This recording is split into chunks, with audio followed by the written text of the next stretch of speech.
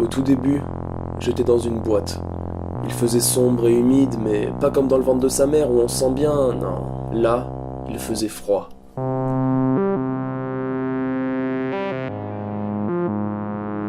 Eh ouais, j'étais bien enfermé dans un réfrigérateur, et pas n'importe lequel. Celui-ci a été créé pour résister à une attaque nucléaire, mais mon père ne s'en servait que pour enfermer les enfants. Et dans cette blague, je suis l'enfant.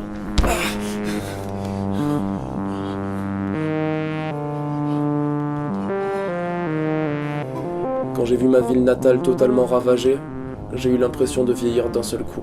Je désobéirai plus, reviens s'il te plaît.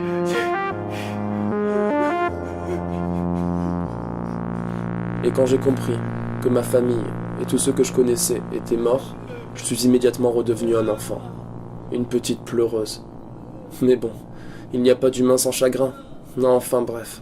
J'étais le nouveau-né d'un monde dont j'ignorais tout, et que j'avais pas envie de connaître.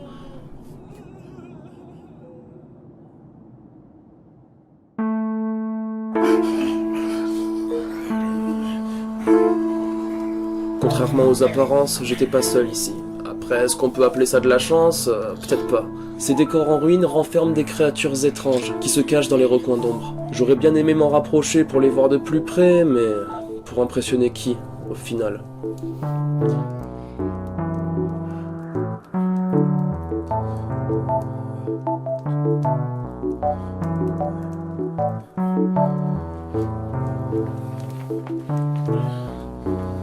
Est-ce qu'avant ça j'aurais été intéressé par cette poupée gonflable? En vrai, ouais. Après, c'est sûr que j'aurais préféré une vraie femme, mais que voulez-vous?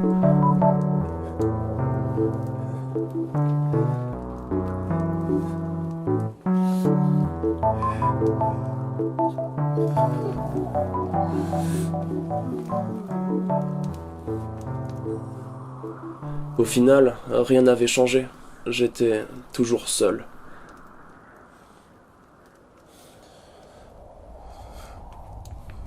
À force de me déplacer, je suis tombé sur une ville qui, contrairement aux autres, n'avait pas été détruite. Le soleil commençait à se coucher et à ce moment-là, je me suis dit que j'allais enfin dormir entre quatre murs, voire dans un lit avec un peu de chance. En tout cas, je devais me trouver une maison.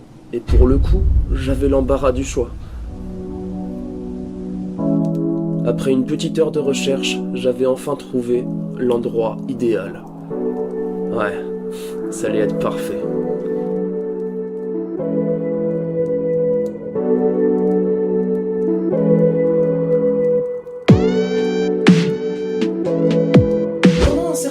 Faire du cinéma n'était pas à la portée de tout le monde. Alors je sais bien qu'à l'heure actuelle ça ne reste pas si simple, mais entre ça et ça, il y a quand même un vide budgétaire à peu près monstrueux. Car oui, à l'heure actuelle, faire un film au téléphone qui a quand même la qualité d'un film, c'est possible. Certains sont même passés au cinéma, allant de la bonne surprise jusqu'au dégoût total. Dégoût qu'on va explorer pour ce premier épisode. Vicky l'Amazone, la voleuse sortie de la tombe, ou plutôt dans son titre original, la voleuse de Zizi, me posez pas de questions, est un court-métrage africain sorti en 2020 sur la chaîne Quota Spirit. Et comme son titre l'annonce, on s'apprête à voir une œuvre de qualité.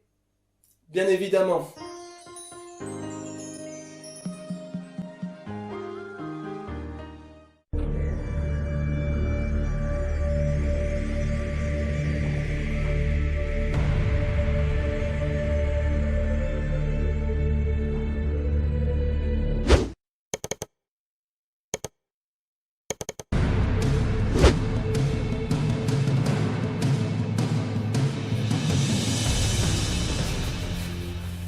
Colle parfaitement à la scène. C'est une dégustation de jus d'orange. Oui, mais censé mettre sous tension. Ok, je suis d'accord que si cette femme représente une menace, c'est parfaitement adapté. Et ben voilà. Mais vu que la seule personne qui fait peur en buvant du jus d'orange, c'est lui... Oh, le jus d'orange. Oh. On aurait quand même pu mettre autre chose de plus crédible dans le verre de madame. Un cachet du jus à... Non. Ça aurait mieux collé à la scène, de toute façon. Peu après cette scène terrifiante, un homme entre dans le bar où se trouve la femme et la remarque. Pas très discrètement, avant de se rapprocher d'elle, en regardant ses cuisses. Non, j'ai rien à dire sur cette scène, elle est parfaitement réalisée, hein, c'est comme ça que commence n'importe quelle agression de toute façon. Mais vu qu'on n'est pas dans un Gaspard Noé, malgré tous les éléments qui font que cette scène est absolument terrifiante, on va plutôt opter pour de la drague. Vous êtes très ravissante. Ah, de la bonne drague de merde. Tu es un homme. Et tu peux très bien comprendre. J'ai pour habitude de te voir dans le quartier. Et aujourd'hui, j'ai envie de sentir des sensations très fortes. Ça te dit? Ah, si ça marche comme ça. Salut, je te trouve grave charmante. Ok. T'as rien à dire? Merci. Non, l'autre, comme dans la vidéo. La vidéo. Bah on baisse maintenant, quoi. Baisse ton arme maintenant, s'il te plaît, ok? Je savais pas que t'étais en couple avec elle, je savais même pas qu'elle était en couple. Moi je l'ai vue seule, moi quand je me vois seule, là c'est parce que je suis seule toute ma vie, j'ai pas d'amis.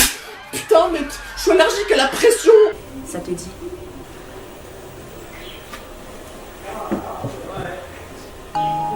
Ne t'inquiète pas, ça va bien se passer. Sans souci. Ok.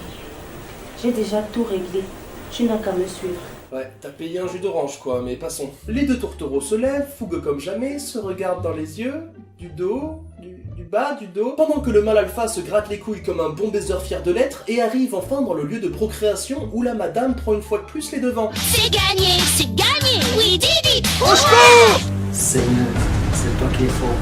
Une métaphore que je vais me forcer de pas comprendre, histoire de pas froisser les religieux. Code Power, mes frères et sœurs. Le lendemain, pensant que la femme va lui demander de tarifer cette nuit, parce que c'est un petit peu louche tout ça, l'homme décide de partir sans faire de bruit, pour ne pas réveiller sa belle. J'ai dit, sans faire de bruit. Attends, mais où est-ce que tu vas? Je vais chercher le petit déjeuner. Oh, mais t'es vraiment trop adorable. Ouais, hein, je reviens tout de suite. Allez, à tout de suite. Hein, je t'aime.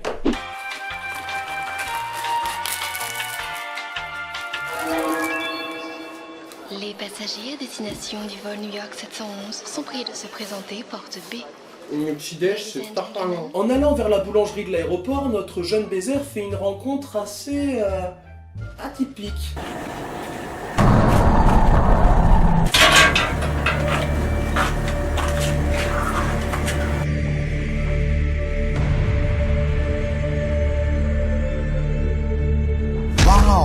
Un problème, monsieur. Laissez le passage, j'ai rendez-vous en haut.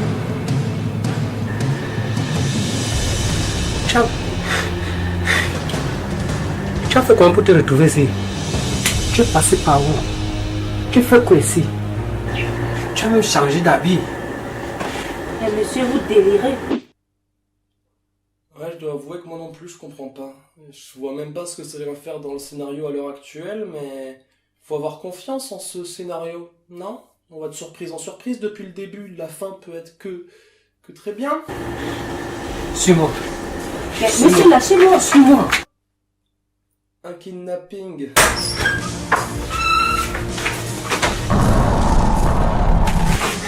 Toi et moi, nous étions ici tout à l'heure. Comment On ça? a même laissé toi et moi, comme ça, on était ici. Waouh, il y a un retournement de situation. Merci pour ton zizi. Je vais m'en servir dans ma tombe. Attends, tu as parlé de qui? Twist sur twist. J'ai parlé de toi, Josie. Josie, toi et moi, nous étions ici. Josie, c'est ma sœur jumelle. Elle est décédée il y a de cela 2 ans. Elle est décédée il y a 2 ans. Oui. Mon zizi. Mon zizi.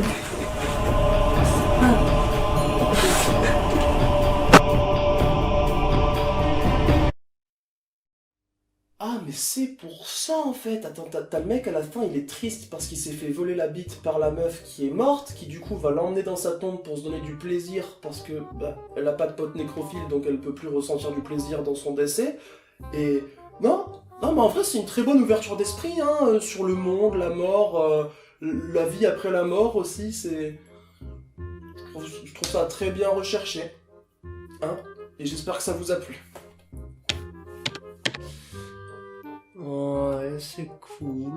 Attends, t'es sérieux là hein? C'est comme ça que tu conclus le premier épisode de ton émission? Je fais ce que je veux. C'est une hallucination dans mon logiciel parce que j'ai pas beaucoup dormi et que j'ai beaucoup travaillé sur mon logiciel avec mon hallucination. Je fais ce que je veux. Ouais, enfin, je suis peut-être une alu, mais je me rends compte qu'écrire fin sur ta vieille gueule, là, c'est nul, hein, pour te conclure une vidéo, ça pue la merde. D'ailleurs, toi... On peut la supprimer. De toute façon, elle avait raison, mon hallucination, il y a pas besoin d'écran de fin, en fait, quand tu conclus une vidéo. T'as juste besoin de dire la formule de... Ah ouais, ça j'ai pas fait. Alors attends. Au revoir.